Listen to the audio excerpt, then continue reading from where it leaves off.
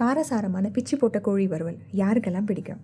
சிக்கனை குக்கரில் போட்டு மஞ்சத்தூள், மிளகாத்தூள், கரம் மசாலா, உப்பு போட்டு ஒரு விசிலுக்கு வேக வச்சு இந்த மாதிரி கையிலேயே பிச்சி போட்டு எடுத்து வச்சுக்கோங்க. அப்புறம் ஒரு தவாவில் வெங்காயம், பச்சை மிளகாய் போட்டு நல்லா வதங்கினதுக்கப்புறம் ஒரு காஞ்ச மிளகா, தக்காளி போட்டு நல்லா வதக்கிக்கோங்க.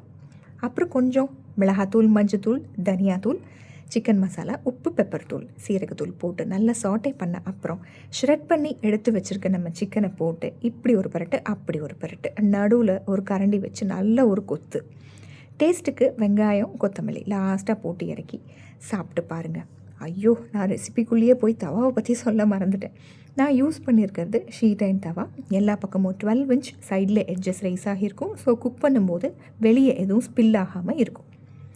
தவாவில் நம்ம சிக்கன், மட்டன், ஃபிஷ், கொத்து பரோட்டா எல்லாத்துக்கும் இந்த தவா அல்டிமேட்டாக இருக்கும். ஈஸி டு ஹேண்டில், ஷீட் அயனுங்கிறதுனால லைட் வெயிட். வீடியோவில் காட்டியிருக்க தோசை கரண்டியும் ஷீட் அயன் தான். தவாவோட பர்ஃபார்மன்ஸை நீங்களே லைவாக பார்த்துட்டீங்க. ப்ரைஸ் என்னன்னு தானே கேட்குறீங்க? சொன்னேன்னா இப்போவே எனக்கு ஒன்று வேணும்னு கேட்பீங்க. ப்ரைஸ்னு கமெண்ட் பண்ணுங்கள். லிங்க் நானே உங்களுக்கு டிஎம் பண்ணுறேன். தேங்க்ஸ் ஃபார் வாட்சிங்.